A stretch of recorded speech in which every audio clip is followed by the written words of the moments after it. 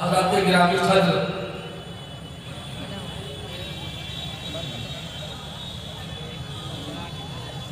ہم لوگ جس مقصد سے بیٹھے ہوئے ہیں، جس مقصد سے آئے ہوئے ہیں، وہ عظیم مقصد ہے، اور جس جگہ بیٹھے ہوئے ہیں وہ بھی عیدگاہ ہے۔ عیدین کی نماز پڑھی جاتی ہے، اور یہ جلسہ عام جلسوں کی طرح نہیں ہے۔ اس جلسے میں اللہ جزائے خیر دے مفتی اشرف عباس صاحب کو اور ان کے بھائی مفتی اسجد عباس صاحب کو، وہ پورے بہار کی طرف سے شکریہ کے مستحق ہیں۔ پورا بہار ان کا شکریہ ادا کرے کہ اتنی عظیم شخصیت کو عظیم ادارے سے یہاں نارائن پور کی سرزمین پر لے آنا، یہ دل گردے کی بات ہے۔ اتنی مشغول شخصیت، میں سمجھتا ہوں کہ نارائن پور کیا پورے علاقے کی تقدیر بدلنے والی ہے، اس لیے کہ نگاہ مرد مومن سے بدل جاتی ہیں تقدیریں، نگاہ مرد مومن سے بدل جاتی ہیں تقدیریں، جو ہو عزم سفر پیدا تو کٹ جاتی ہیں زنجیریں۔ سبحان اللہ۔ یہ لوگوں کا یہ امڑتا ہوا سیلاب بتلا رہا ہے کہ زندگی میں انقلاب لانے کی قسم کھا لیا ہے پورے علاقے کے لوگوں نے۔ علماء کے جتنی عوام اس سے بڑھ کر علماء نظر آ رہے ہیں، جتنی قاسمی برادری ہے الحمدللہ دور دور سے کشا چلے آئے ہیں۔ ہاں، یہ تو ہم کو مقرر کی حیثیت سے بلا لیا گیا پٹنہ سے، ورنہ ہونا یہ چاہیے تھا کہ پٹنہ سے ہم کو سامع کی حیثیت سے یہاں آنا چاہیے، سامع کی حیثیت سے تقریر جلسہ سننے کے لیے ہم کو وہاں سے آنا چاہیے تھا۔ لیکن عجیب اتفاق ہے کہ دل گھی گرا تو دال میں، گھی بھی گرا تو دال میں۔ جلسہ سننے کے لیے ہم کو اتنا دور سے آنا چاہیے، لیکن مجھ کو بلا لیا گیا تقریر کرنے کے لیے، میری دونوں مراد پوری ہو گئی الحمدللہ۔ اتنی عمر میں اس علاقے میں کم سے کم اتنا بڑا مجمع تو میں نے نہیں دیکھا۔ میں شکایت کر رہا ہوں منتظمین سے کہ آپ کو پتا تھا کہ علم کی ایک شمع روشن کی جا رہی ہے، تو ایسے موقع پر یہ چھوٹے سے عیدگاہ میں جلسہ کیوں کیا؟ عیدگاہ چھوٹا سا نہیں ہے، بہت بڑی عیدگاہ ہے پورے علاقے میں۔ اتنی بڑی عیدگاہ پٹھان کبئی میں بھی بہت بڑی عیدگاہ ہے، یہ بہت بڑی عیدگاہ ہے، لیکن جس پیمانے پر جلسہ ہو رہا ہے اس اعتبار سے یہ چھوٹی جگہ پڑ رہی ہے۔ میں سمجھتا ہوں کہ آدھے لوگ اندر ہیں اور آدھے سے زیادہ باہر، جگہ نہیں رہنے کے لیے۔ صحیح بات ہے۔ میں تقریر کرنے نہیں آیا ہوں، میں موڈ بنانے کے لیے، آپ کو سننے پر مجبور کرنے کے لیے، دوسرے لفظوں میں یوں کہیے کہ میں فیلڈنگ سجانے کے لیے آیا ہوں۔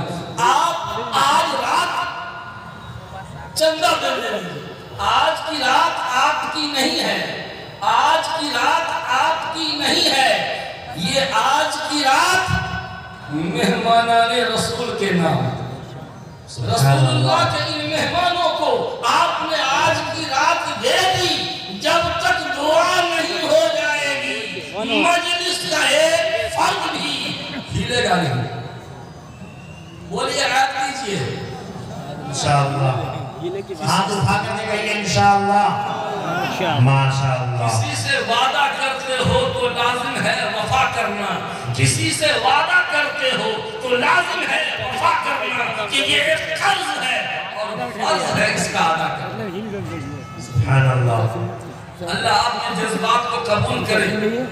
یہ نورانی چہرے دیکھ لیجیے، دیکھیے فرشتے مصافحہ کر رہے ہوں گے، جن فرشتوں کو ہم دیکھ نہیں رہے ہیں، ان کی اہمیت ہم لوگ نہیں سمجھ پائیں گے۔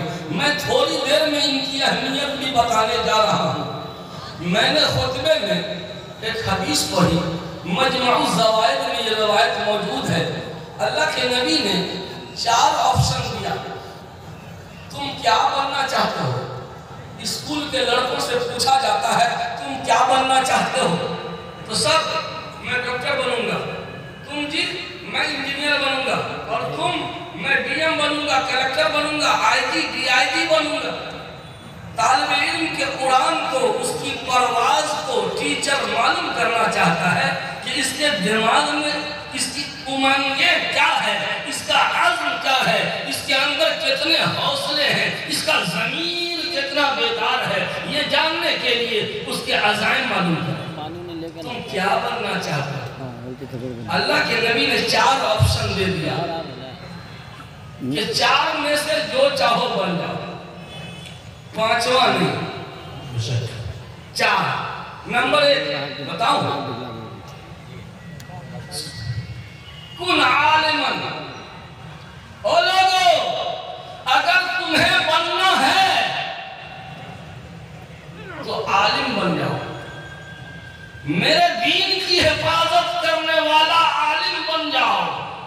ہر عالم دین مصطفیٰ کی سرحد کی حفاظت کرنے والا سپاہی ہوا کرتا ہے، دین مصطفیٰ کی سرحد کی حفاظت کرنے والا سپاہی ہوا کرتا ہے۔ فرماتے ہیں اللہ کے نبی عالم بن جاؤ۔ سب سے پہلا آپشن لیجئے، سب سے پہلے آپشن کو ان علماء کرام نے لے لیا۔ مبارک ہو، مبارک ہو، اللہ کے نبی نے جو بننے کے لیے کہا آپ وہی بن گئے۔ کن عالمن، عالم بن جاؤ، لپک کے لے لیا انہوں نے۔ او متعلمن، یا طالب علم بن جاؤ، طالب علم بن جاؤ۔ یہ لیجئے، مبارک ہو بچوں، آپ کو بھی بہت بہت مبارک۔ میرے آقا نے کہا تھا عالم بن جاؤ، علماء آپ کو بہت بہت مبارک۔ دوسرے نمبر پہ طالب علم بن جاؤ۔ یہ مہمانان رسول، یہ نورانی چہرہ، فرشتے جن سے مصافحہ کریں، فرشتے جن کے سامنے پر بچھائیں، طالب علم بن جاؤ۔ آپ کا بیٹا اگر انجینئرنگ کر رہا ہے، قسم خدا کی اس سے بڑھ کر کے ہے، کیونکہ اللہ کے نبی نے ڈاکٹر انجینئر بننے نہیں کہا تھا، طالب علم بننے کہا تھا۔ انہوں نے لپک کے لے لیا۔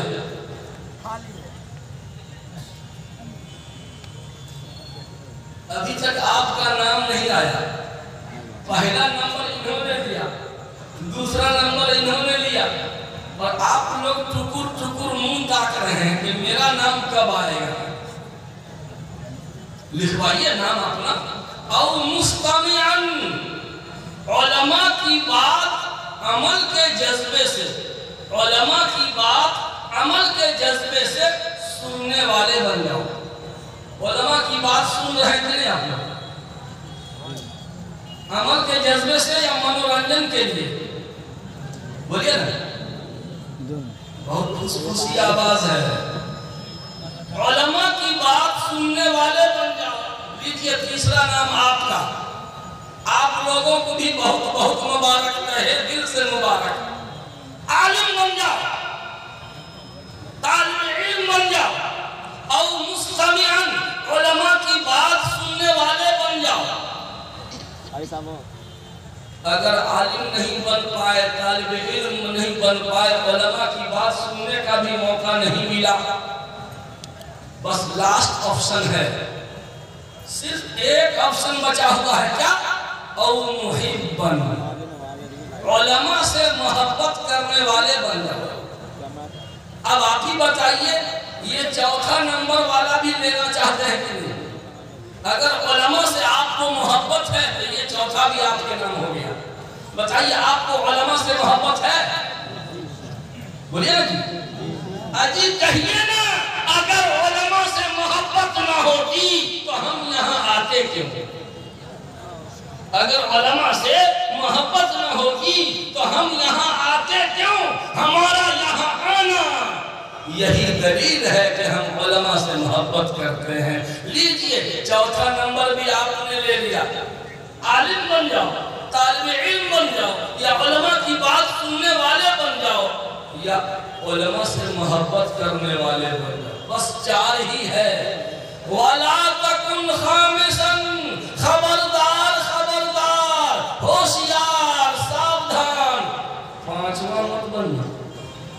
5واں نہیں فتح لکھا ورنہ ہلاک ہو جاؤ. 5واں کون ہے 5واں؟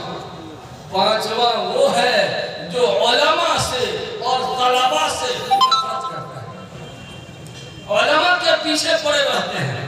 یہی 5واں گروپ ہے. اللہ کے نبی کے سپریم کورٹ کا فیصلہ آ چکا ہے. جو علماء سے اور طالب علم سے نفرت کرے گا، بغض رکھے گا، دشمنی پالے گا، سب سے سچی زبان میں فیصلہ سنا دیا کہ ہلاکت ہلاکت ہلاکت اس کا مقدر ہے. آج دیکھ لیجئے 5ویں گروپ کے لوگ بہت پائے جاتے ہیں. علماء سے نفرت کرنے والے. علماء میں چاہے امام ہو یا مدرسے میں پڑھانے والا استاد ہو، جن کی کہیں نہیں چلتی ہے وہ اپنے امام ہی کو برا بھلا کرتا ہے پیچھے. یہ علماء سے نفرت کرنے والا گروپ نہیں ہے. علماء سے نفرت کرنے والا گروپ چائے کی دکان میں، پان کی دکان پہ سارے نکمے قسم کے لوگ امام اور علماء کو برا بھلا کہہ رہے ہیں. اور کچھ لوگ تو ایسے ہیں جو کہتے ہیں کہ جگہ جگہ مدرسہ ہے، یہ ہے، پھر مدرسہ قائم کرنے کی ضرورت کیا ہے. یہ بھی کہتے ہیں وہ گاؤں میں ہے یہ ہے مدرسہ، وہ گاؤں میں ہے یہ ہے، وہ گاؤں میں ہے یہ ہے. اور پھر نارائن پور میں بھی پہلے سے مدرسہ ہے یہ ہے، تو پھر ایک تو مدرسہ قائم کر کے کیا ہوگا؟ جو پہلے سے مدرسہ ہے اس کو پہلے مضبوط کرو نا. یہ مولوی صاحب سب کو اور کوئی کام نہیں ملا ہے، چندہ کرنے کا دھندا ہے بس. یہ کچھ لوگ ہیں جن کو مدرسہ کھٹکتا ہے. یاد رکھیے میں ان کے لیے بہت خطرناک بات کہنے جا رہا ہوں. اس کو کرنے آگئے دھیرے رہیے یہاں آگے کہاں سمجھے دے رہا ہے. اس کو کرنے آگئے ایک ضروری اعلان ہے، معذرت 1 منٹ، کہ عورتوں کی بھیڑ کافی ہو گئی ہے. میں مقامی عورتوں سے درخواست کرنا چاہتا ہوں کہ وہ اپنے اپنے گھروں سے ہی پروگرام کو سنیں. الحمدللہ آپ کے گھروں تک بہت ہی اچھی آواز جا رہی ہے. آپ سے میری درخواست ہے کہ آپ اپنے گھروں سے سنیں. میری ساری بات کو چوپٹ کر دیا، بیچ میں بریک لگا کر ایسے ہی ہے. مذاق میں بتا ہوں، برا نہیں مانے. سنیے، عالم بن جاؤ، طالب علم بن جاؤ، علماء کی بات سننے والے بن جاؤ، یا علماء سے محبت کرنے والے بن جاؤ. مجھے بتایا جائے اس مجلس میں کوئی 5واں گروپ تو نہیں ہے. علماء سے نفرت کرنے والا گروپ اگر ہے تو بہت خطرے کی گھنٹی ہے. کچھ لوگ کہتے ہیں کہ مدرسہ جگہ جگہ قائم کرنے کی کیا ضرورت ہے؟ ہر گاؤں میں تو 2-3 مدرسہ ہے، پھر کاہے قائم کیا؟ سن لیجیے، اگر آپ کے گاؤں میں پرائمری اسکول ہو اور سرکار نے مڈل اسکول بھی قائم کر دیا اور ہائی اسکول بھی اور کالج بھی، یونیورسٹی بھی، میڈیکل کالج بھی، انجینئرنگ کالج بھی، پارا میڈیکل بھی، ٹیکنیکل انسٹیٹیوٹ بھی، یہ سارے ادارے اگر نارائن پور میں قائم ہو جائیں تو کہیے گا کہ ایک کے گاؤں میں اتنا ادارہ، تعلیمی ادارہ کھولنے کی کیا ضرورت ہے؟ پہلے سے تو اسکول تھا ہی، کہے کے لیے قائم کر دیا نا. سب کہے گا ہاں اس گاؤں پر سرکار کی بڑی نظر ہے، اس گاؤں کا وکاس ہو رہا ہے. کیا سب کیا کہیں گے؟ اس گاؤں کا وکاس ہو رہا ہے. Primary school, middle school, high school, college, university, سب ایک گاؤں میں. اس گاؤں پہ بڑی نظر ہے سرکار کی. نرمان اور وکاس کا کام، ترقی کا کام ہو رہا ہے. گاؤں ڈیولپ کر رہا ہے. جب عصری ادارے کئی قائم ہو سکتے ہیں تو دینی ادارے اگر 10 قائم ہو جائیں تو کس کا نقصان ہے؟ اور دینی ادارے زیادہ قائم ہو گئے تو کیا امت مسلمہ کنگال ہو گئی؟ نہیں، قسم خدا نہیں۔ یہ تعلیمی ادارے مدارس اسلامیہ تحفظ شریعت کا پاور ہاؤس ہے، تحفظ شریعت کا پاور ہاؤس ہے۔ شریعت کی حفاظت کے لیے یہیں سے انرجی سپلائی ہو رہی ہے، یہیں سے پاور سپلائی ہے، یہیں سے ایندھن سپلائی ہوتی ہے۔ جس دن مدرسہ بند ہو گیا اس دن ہندوستان کا وہی حال ہوگا جو اسپین کا ہوا ہے۔ جس دن مدارس بند ہو گئے ہندوستان سے، ہندوستان کا وہی حال ہوگا جو اندلس کا حال ہوگا، بالکل ٹوٹو۔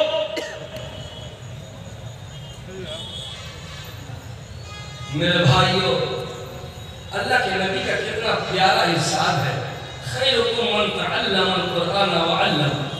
سب سے بہترین آدمی، سب سے سندر ویکتی کون ہے؟ جو قرآن سیکھے۔ یہ دیکھیں، نمبر 1 قرآن سیکھنے والا اور جو قرآن سکھائے۔ ایک نمبر کا مدینے کے بازار میں چلے جائیے، بڑا بڑا کھجور 20 ریال میں 1 کلو مل جائے گا۔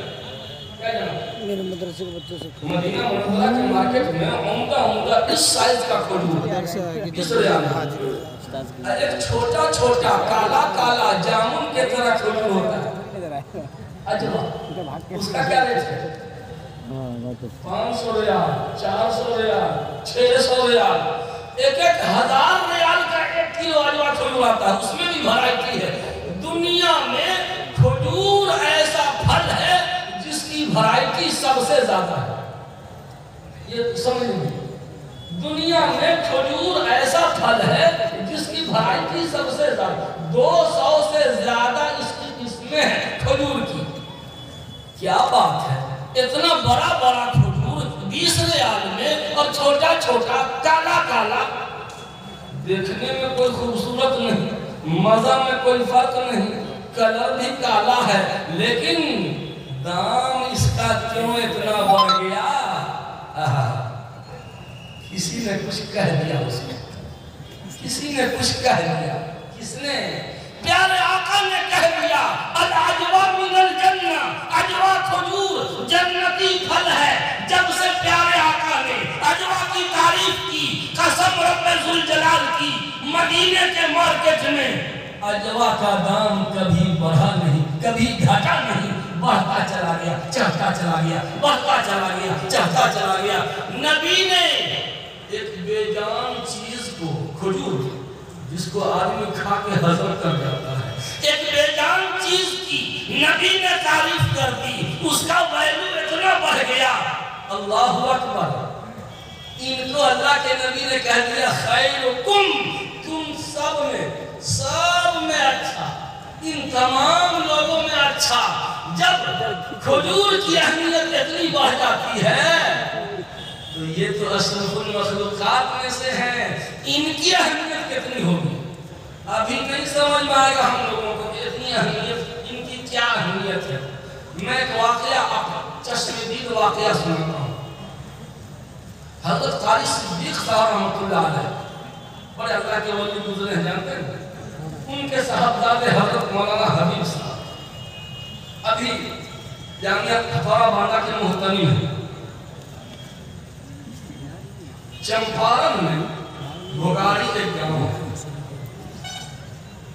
امارت شریعہ کے صدر مفتی، سابق صدر مفتی جنید عالم صاحب کا گاؤں۔ میں جلسے میں بھی موجود تھا۔ گاؤں میں سن رہے ہیں آپ لوگ، گاؤں میں ایک چھوٹا سا مکتب چلتا تھا۔ مکتب والے حضرت کو بلا کے لے گئے کہ حضرت تھوڑا سا دعا کر دیجئے، معائنہ کر دیجئے۔ اللہ والوں کو تو سمجھئے پھرتے ہیں۔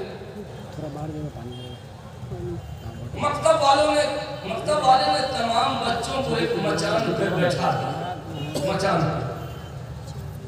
یہ اونچائی کے بچے بیٹھے ہیں، حضرت نیچے آنگن میں، اور اس مچان کو ایسے پکڑ کے حضرت مولانا حبیب صاحب ولی ابن ولی وہ کھڑے ہیں، छोटे छोटे बच्चे उम्र के कच्चे मगर ईमान के पक्के उनसे मुखातब है कौन?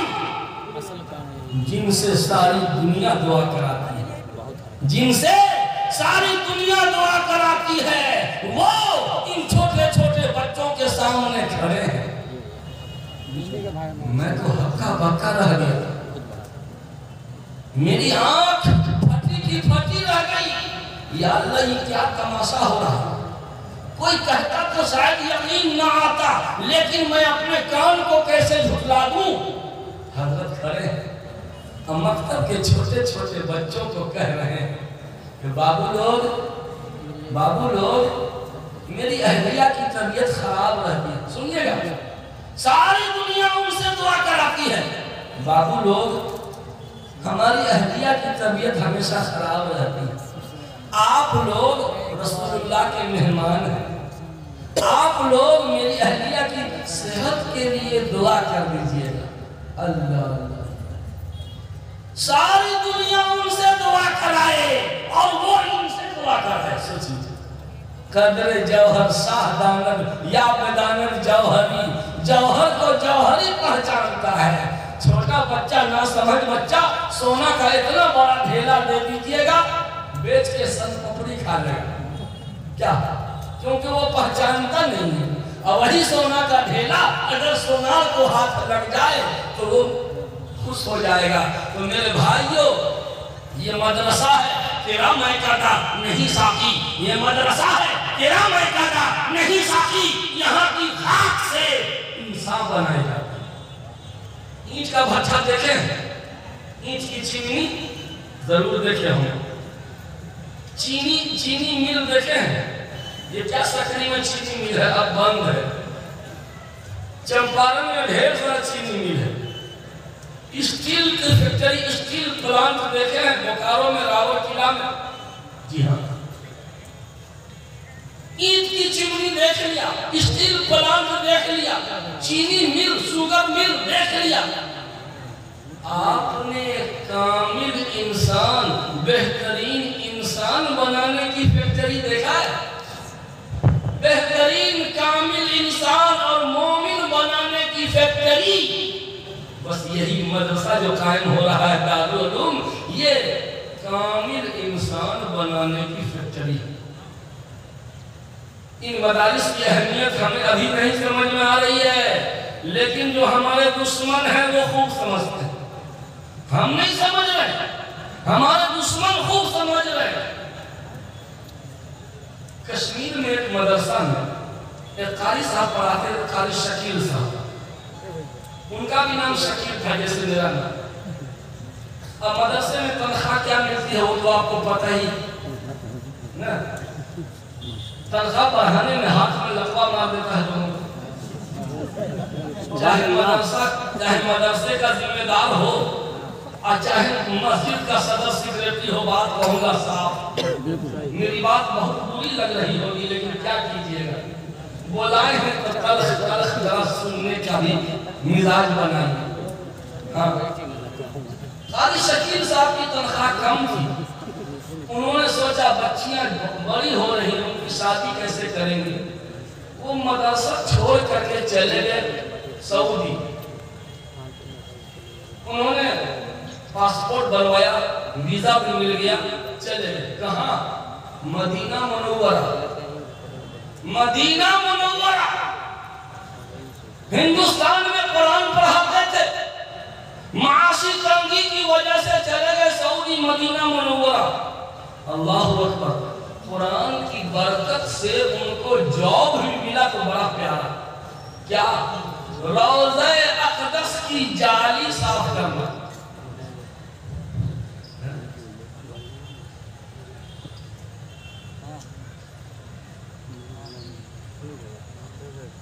ख़वातीन बहुत ज्यादा तादाद में आई हुई हैं, इसलिए नारायणपुर के हर घर के लोगों को कहा जा रहा है कि अपना अपना गेट खोलिए और उस घर से मर्द लोग यहाँ आ जाएं। घर में कोई मर्द ना हो और जितनी ख़वातीन हमारी माँ बहनें हैं, औरतें अपने साथ बैठा लें। हर घर का दरवाजा खोल दिया जाए। नारायणपुर वालों, आज रसूलुल्लाह کے مہمان آپ کے یہاں آئے ہوئے ہیں، آپ اپنے اپنے گھروں میں ان کو عزت و اکرام کے ساتھ بیٹھا لیجیے۔ قاری شکیل صاحب مدرسے میں پڑھاتے تھے، چھوڑ کے چلے گئے سعودی مدینہ منورہ، قرآن کی برکت سے کام بھی ملا بڑا پیارا، کیا روضہ رسول کی جالی صاف کر رہے ہیں۔ کتنا پیارا کام ہے۔ اگر ہم کو کہا جائے کہ روضہ رسول کی جالی کی صفائی کرنا ہے تو میں بھی چل دوں گا، بڑے بڑے شیخ الحدیث لوگ چل دیں گے، نہیں کہ نبی کے جوار رحمت میں سانس لینے کا موقع تو ملے گا۔ گنبد خضرا سے جو ہوا ٹکرا کے گزرتی ہے، قسم خدا کی اس ہوا میں بھی خوشبو محسوس ہوتی ہے۔ تو قاری شکیل صاحب چلے گئے، روضے کی جالی صاف کر رہے تھے۔ اسی زمانے میں حضرت مولانا رحمت اللہ صاحب، وہ بھی کشمیری کے ایک مدرسہ کے ذمہ دار صاحب نسبت بزرگ عالم دین، حضرت مولانا علماء کرام سے میں زیادہ توجہ چاہوں گا اس واقعے کو لے کر۔ حضرت مولانا رحمت اللہ صاحب گئے تھے عمرہ میں گئے تھے تو روضہ رسول پہ بھی پہنچے تھے، سلام عرض کر رہے تو دیکھا کہ قاری شکیل ہے جو روضے کی صفائی کر رہے ہیں۔ حضرت مولانا رحمت اللہ، ارے قاری صاحب آپ یہاں؟ ہم لوگوں کو تو پولیس والا جلدی بھگاتا ہے اور آپ کہ روضہ صاف کر رہے ہیں، آپ کو کیوں نہیں بھگا رہا؟ وہ تو سمجھے کہ یہ بھی آئے ہوں گے عمرہ، کہ آپ یہاں؟ حضرت اور آپ؟ میں تو عمرہ کے لیے آیا تھا، اور میں حضرت آپ تو جانتے ہی ہیں میں کشمیر میں پڑھاتا تھا، قرآن حفظ پڑھاتا تھا، قرأت پڑھاتا تھا، معاشی تنگی تھی، پاسپورٹ بنوایا، اللہ کے فضل و کرم سے یہ برکت والا کام مل گیا ہے۔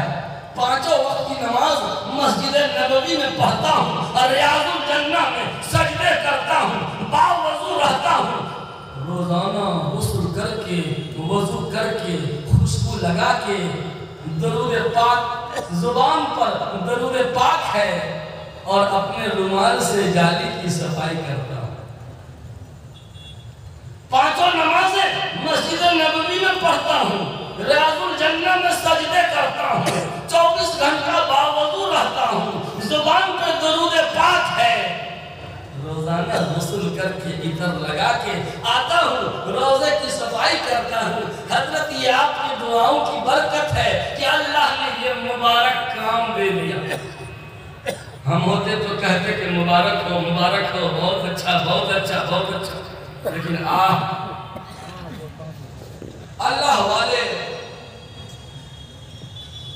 سوم لیتے ہیں، بہت آگے تک دیکھ لیتے ہیں۔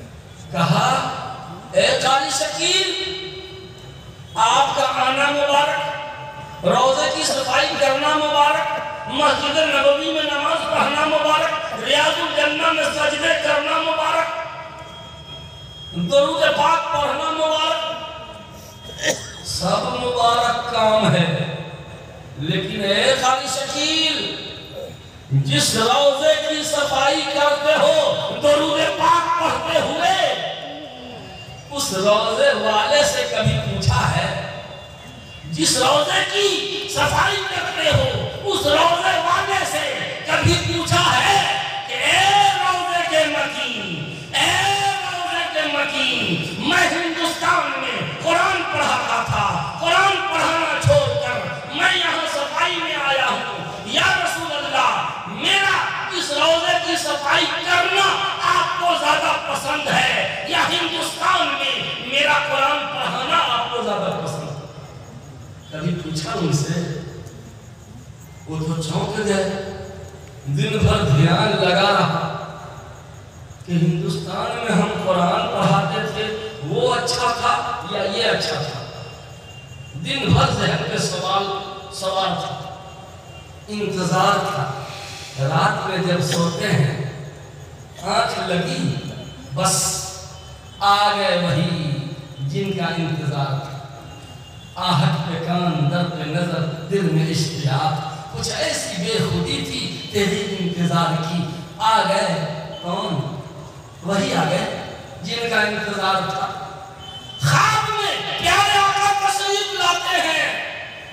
قاری شکیل نے سلام عرض کیا، نبی کو جس نے خواب میں دیکھا وہ برحق دیکھا۔ کبھی شیطان نبی کے بھیس میں نہیں آ سکتا۔ شیطان کو اتنی چھمتا نہیں، اتنی پاور نہیں، اتنی شکتی نہیں کہ نبی کا روپ اختیار کر کے آ جائے۔ جس نے نبی کو خواب میں دیکھا حقیقت میں نبی ہی کو دیکھا۔ پیارے آقا کو سلام عرض کرتے ہیں قاری شکیل اور سوال فوراً کر دیتے ہیں، یا رسول اللہ میں ہندوستان میں قرآن مقدس پڑھاتا تھا، قرآن پڑھاتا تھا، اب میں آپ کے روزے کی صفائی کرتا ہوں، آپ ہم کو بتا دیجئے کہ آپ کو زیادہ کیا پسند ہے، یہ یا وہ؟ قرآن پڑھانا زیادہ محبوب ہے یا روزے کی صفائی زیادہ پسند ہے؟ اللہ اکبر! او دنیا والوں، ذرا کان کی کھڑکی کھولو، دل کے کان سے سنو۔ پیارے آقا فرماتے ہیں، اے قاری شکیل، ارے روزے کی صفائی تو کوئی نہیں کر لے گا، توجہ، روزے کی صفائی تو کوئی بھی کر لے گا، اس کے لیے بڑا قاری ہونا ضروری نہیں۔ جا جا جا ہندوستان کی دھرتی پر میرا رب کا قرآن جا کے پڑھا، تیرا قرآن پڑھانا مجھے زیادہ پسند ہے گنبد کی صفائی اور حجرے کی صفائی سے۔ علماء کرام، قرآن پڑھانے والے، آپ کا سینہ چوڑا ہو جانا چاہیے، کیونکہ آپ اس کام میں لگے ہوئے ہیں جس کام پر اللہ کے رسول نے اپنے روضے کے دربان یہاں بھیج دیا۔ اب آتا ہے آپ کا نمبر، ان کی تو اہمیت ثابت ہے، آپ مانیے چاہے مت مانیے۔ میں آپ سے کچھ درخواست کروں،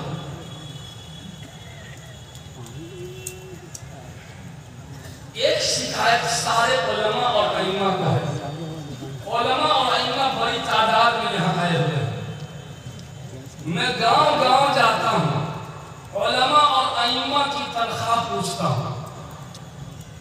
ایک جگہ گیا، بڑی کبیر مسجد، امام صاحب آپ کی تنخواہ 6000۔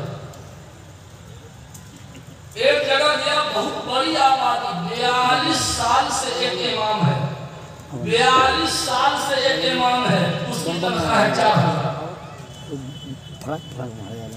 ذرا سی اللہ کے عذاب کا ڈر نہیں ہو کہ کہیں اللہ کی پکڑ آ جائے؟ اس لیے میں مدارس کے ذمہ داروں سے بھی درخواست کروں گا کہ مدارس میں تعلیم کے ساتھ ساتھ تربیت پر بھی زور دیجیے زیادہ، تعلیم کے ساتھ ساتھ تربیت پر۔ تعلیم کچھ کم بھی رہے تو چلے، تربیت سے کوئی سمجھوتا نہیں ہونی چاہیے۔ اور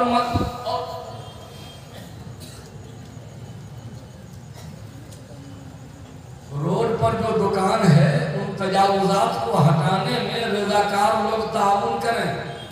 یہ گاڑی روڈ چالو روڈ ہے، مسافروں کو دقت میں آپ مبتلا نہیں کر سکتے، یہ جائز نہیں ہے۔ روڈ جام کر کے نماز پڑھنا بھی جائز نہیں ہے۔ آپ کے واسطے ظلم نہ کیجیے، کم سے کم ایک لیبر جو تنخواہ لیتا ہے روز 500 روپے لیتا ہے، 500 لیتا ہے، 500 کے حساب سے مہینہ ہوتا ہے 15000، تو 15000 تو کم سے کم تنخواہ دینا ہی چاہیے۔ اگر آپ کم دیتے ہیں یقیناً یہ ظلم ہے، اور ظلم بہت بھیانک گناہ ہے۔ اور میں ائمہ کرام سے بھی درخواست کروں گا کہ آپ اپنے اندر وہ صلاحیت پیدا کیجئے، آپ اپنی افادیت ثابت کر دیجئے کہ آپ اگر امامت چھوڑ کے کہیں، اے بھائی ہر بھینس و کھر کھایا، بکری کھایا، چار کھٹ رہے ہیں ہم، آپ پانی پلایا جا رہا بیٹھے لوگوں کو، بتائیے اے بابو تو بیٹھو۔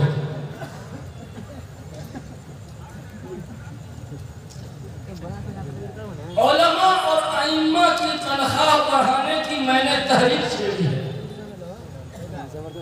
میں درخواست کروں گا مقامی ذمہ داروں سے کہ پہلی فرصت میں میٹنگ کر کے امام صاحب کی تنخواہ بڑھائیں۔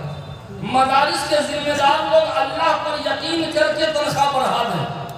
یہ مت کہیے کہ بجٹ نہیں ہے، نہیں، دین کا کام بجٹ آنے کے بعد نہیں ہوتا، دین کا کام پہلے کرو تب بجٹ آئے گا۔ پہلے کام کرو پھر اللہ دے گا۔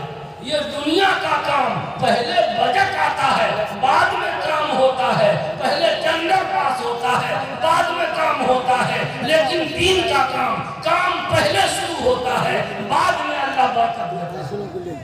اس لیے اللہ کی رزاقیت پر یقین کرتے ہوئے پہلی فرصت میں اپنے اساتذہ اور ائمہ کی تنخواہ بڑھانے کے لیے آپ حضرات تھوڑی کوشش کر دیجیے۔ اور میں ائمہ کرام سے بھی درخواست کروں گا کہ آپ بھی اپنی افادیت ثابت کر دیں، اپنی افادیت ثابت کر دیں، تاکہ آپ اگر امامت کو چھوڑنا بھی چاہیں تو پورے گاؤں والے مل کو آپ کو جانے نہ دیں۔ بہرکیف میں ادھر سے ادھر بھاگتا چلا جا رہا ہوں، 2-3 پیغام میں جلدی سے دے کر ایک آخری اہم پیغام دے کر بات ختم کرنا چاہتا ہوں۔ جب مجھ کو اشارہ ملے گا بات چھوڑ دوں گا۔ آج کل عام طور پر یہ شکایت ہے کیا کہ پیسے میں برکت نہیں، پیسہ بڑھ گیا مگر برکت گھٹ گئی۔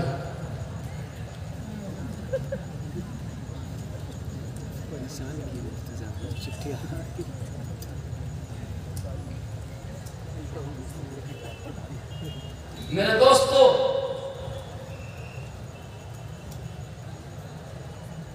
عام طور پر لوگ کہتے ہیں پیسے میں برکت نہیں،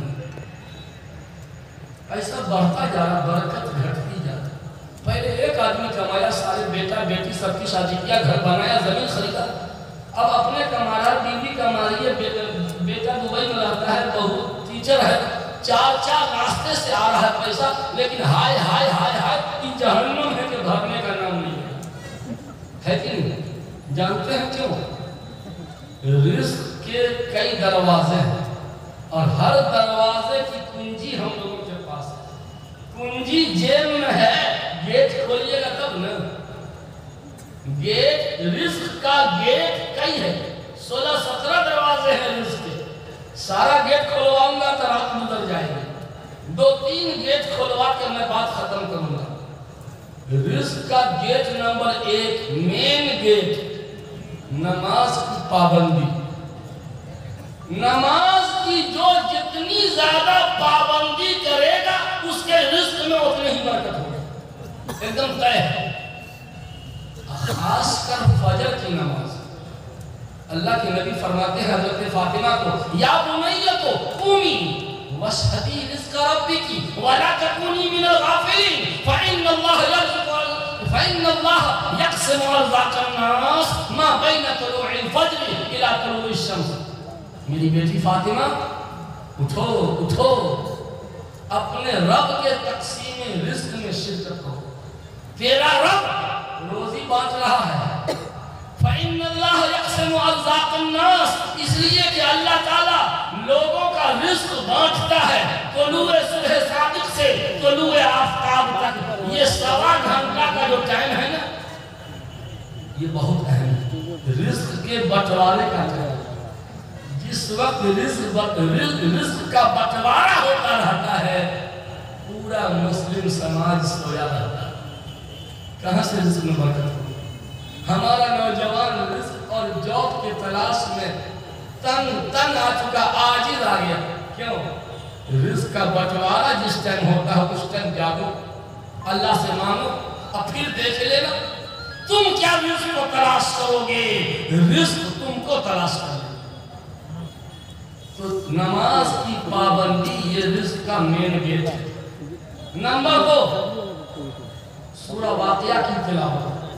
سورہ رحمان کے بعد سورہ واقعہ 3 صفحے کی سورہ ہے۔ شام کو مغرب بعد یا عشاء بعد، آج سے طے کر لیجیے، مدرسہ والے بھی اور سب سورہ واقعہ وچ فیملی پڑھیے۔ آپ ہفتہ 10 دن کے اندر محسوس کریں گے کہ ہمارے رزق میں برکت ہو رہی ہے۔ ایسا ایسا لگتا ہے رزق کا گیٹ کھل گیا ہے۔ نمبر 3، وقت نہیں ہے کہ میں تفصیل سے بتاؤں۔ نمبر 3، کثرت استغفار۔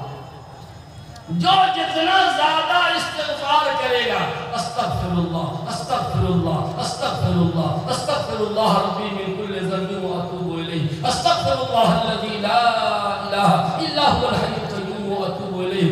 جتنا زیادہ استغفار کریں گے رزق میں اتنی ہی برکت ہوگی۔ من لزم الاستغفار جعل اللہ من کل ضیق مخرجا ومن کل ہم فرجا ویرزقہ من حیث لا یحتسب۔ جو پابندی سے استغفار کرے گا جعل اللہ من کل ضیق مخرجا، اللہ تعالیٰ تمام مشکلات سے نکلنے کی راہ پیدا کر دے گا۔ ومن کل ہم فرجا، اور تمام ٹینشن اور ڈپریشن سے نجات دے دے گا۔ وَيَرْزُقْهُ مِنْ حَيْثُ لَا يَحْتَسِبُ، بے وہم و گمان روزی عطا کرے گا۔ استغفار کرنے سے بے وہم و گمان روزی ملتی ہے۔ 3 ہو گیا، بس ختم کر رہا ہوں۔ نماز کی پابندی، نمبر 2 سورہ واقعہ کی تلاوت، گیٹ نمبر 3 کثرت استغفار، اور گیٹ نمبر 4 ماں باپ کی خدمت۔ جو جتنا زیادہ ماں باپ کی خدمت کرے گا اس کے رزق میں اتنی ہی برکت ہو۔ جوانوں، اگر چاہتے ہو کہ رزق میں برکت ہو، اپنے ماں باپ کی خدمت آج سے شروع کر دو۔